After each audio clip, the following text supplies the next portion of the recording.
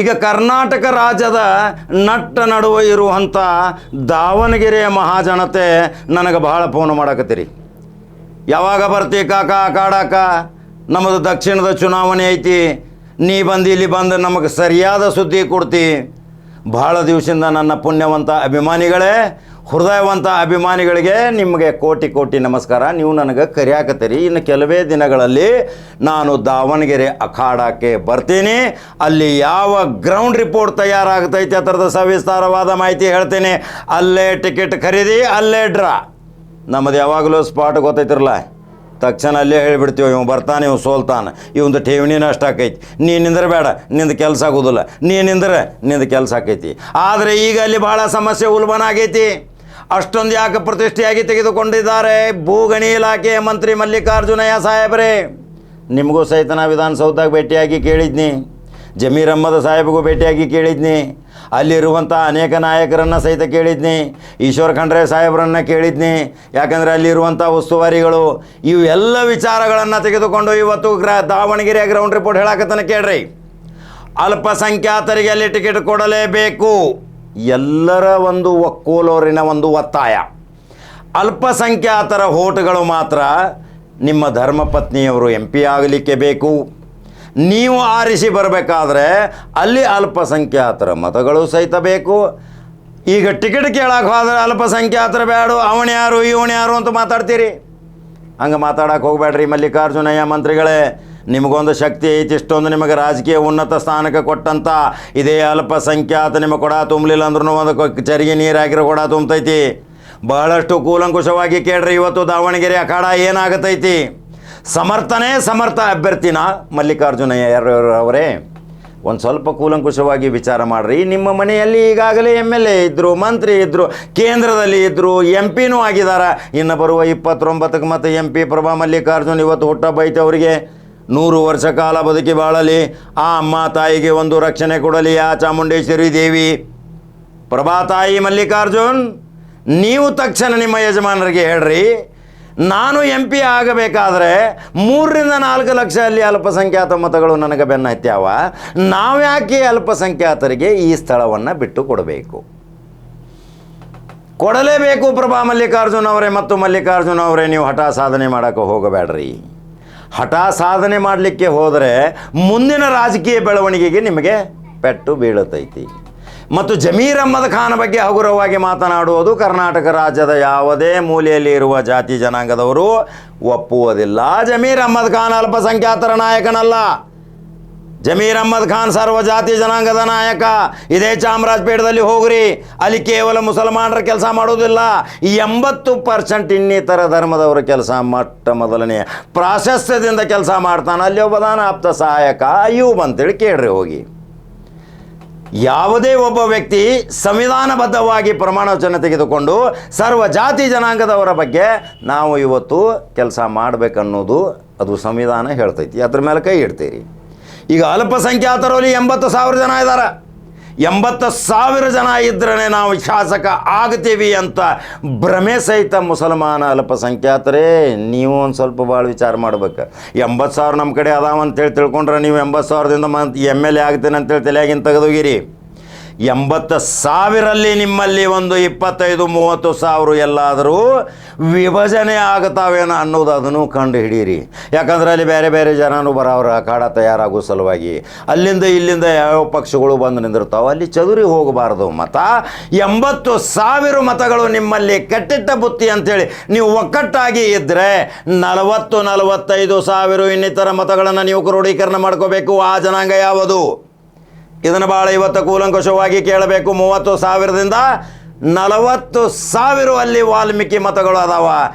ಅದನ್ನು ಸಹಿತ ನೀವು ಅವರ ಮನಸ್ಸು ಒಪ್ಪಿಸ್ಕೋಬೇಕಲ್ರಿ, ಅವರ ಮನವೊಲಿಸ್ಕೋಬೇಕು. ಅವರನ್ನು ಹೃದಯದಿಂದ ಪ್ರೀತಿ ಮಾಡ್ಕೊಂಡು ತೆಗೆದುಕೊಂಡು ಹೋಗಬೇಕು.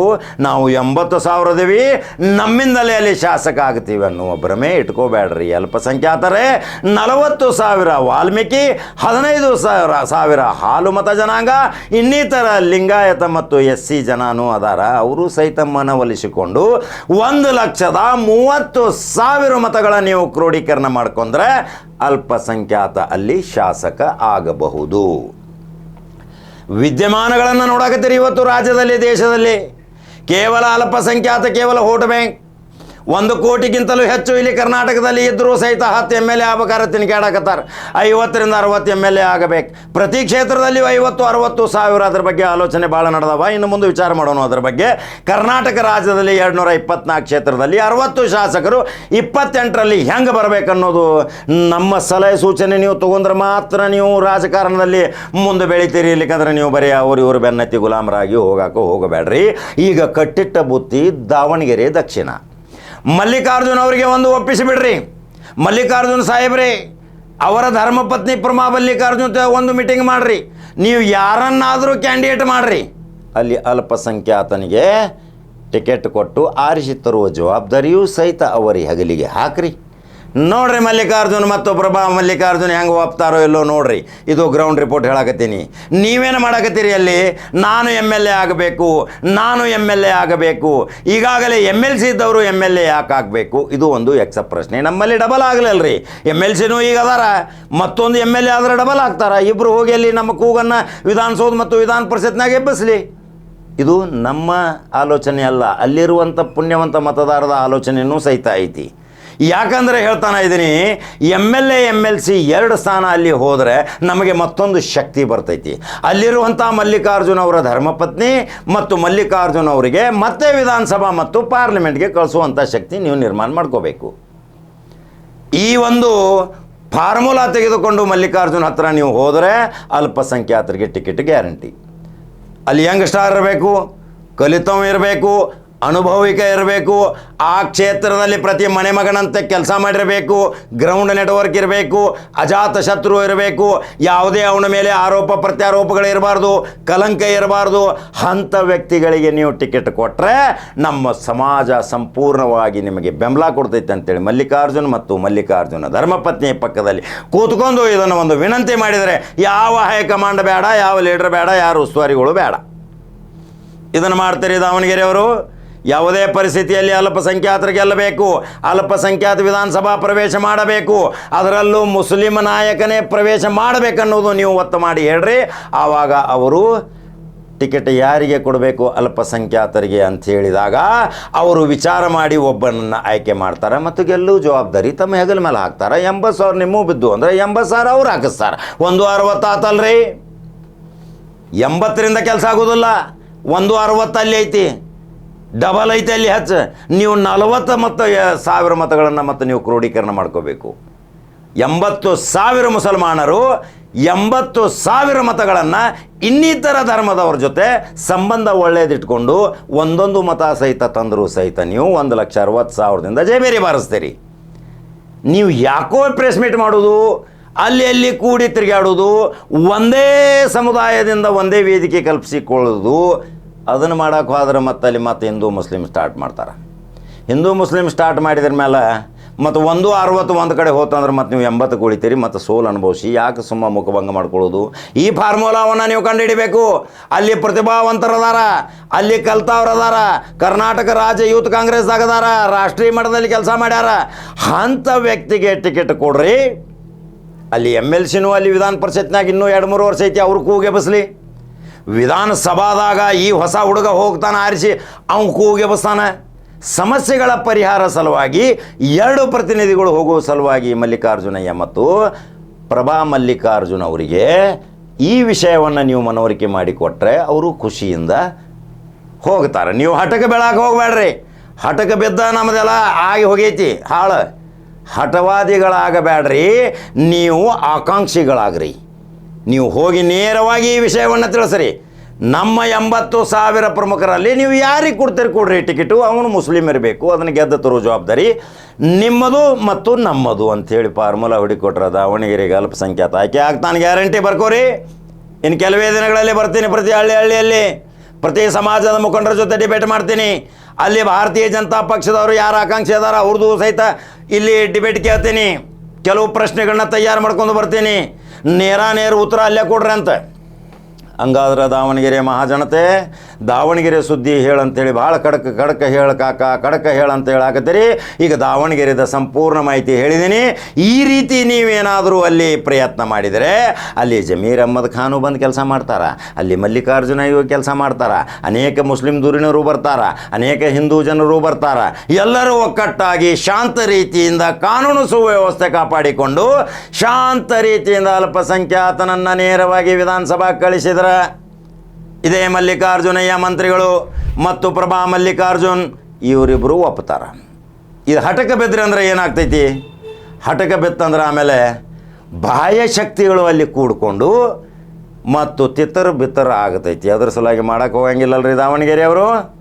ಯಾವುದೇ ಪರಿಸ್ಥಿತಿಯಲ್ಲಿ ಅಲ್ಪಸಂಖ್ಯಾತ ಆಯ್ಕೆ ಆಗಬೇಕು, ಇವನೇ ಆಯ್ಕೆ ಆಗಬೇಕು, ಇವನೇ ನಿಂದಿರಬೇಕು ಅಂಥೇಳಿ ದಯಮಾಡಿ ಹಠಕ್ಕೆ ತಿರುಗಾಡ್ಬೇಡ್ರಿ. ಯಾಕಂದ್ರೆ ಅವ್ರು ನೋಡ್ರಿ ಅವ್ರಿಗೆ ಆಗೋದು, ಅವ್ರು ಬೇಡಪ್ಪ ನಾವು ಒಬ್ಬ ಮುಸಲ್ಮಾನ ಎಮ್ ಎಲ್ ಎ ಮಾಡ್ತೇವೆ, ಅದರ ಜವಾಬ್ದಾರಿ ನಮಗೆ ಕೊಡ್ರಿ, ಗೆಲ್ಲಿಸೋ ಜವಾಬ್ದಾರಿ ನಮ್ಮದು, ವಿಧಾನಸಭಾ ಕಳಿಸೋ ಜವಾಬ್ದಾರಿ ನಮ್ಮದು ಅಂದು ಹೇಳಿದಾಗ ಸ್ವಯಂ ಘೋಷಿತವಾಗಿ ಒಪ್ಪಿಗೆ ಕೊಡ್ರಿ, ಗ್ಯಾರಂಟಿಯಲ್ಲಿ ಗೆಲ್ತೀರಿ. ಇದು ಗ್ರೌಂಡ್ ರಿಪೋರ್ಟ್. ಇನ್ನು ಕೆಲವೇ ದಿನಗಳಲ್ಲಿ ಅಲ್ಲಿ ನಾ ಬರ್ತೀನಿ.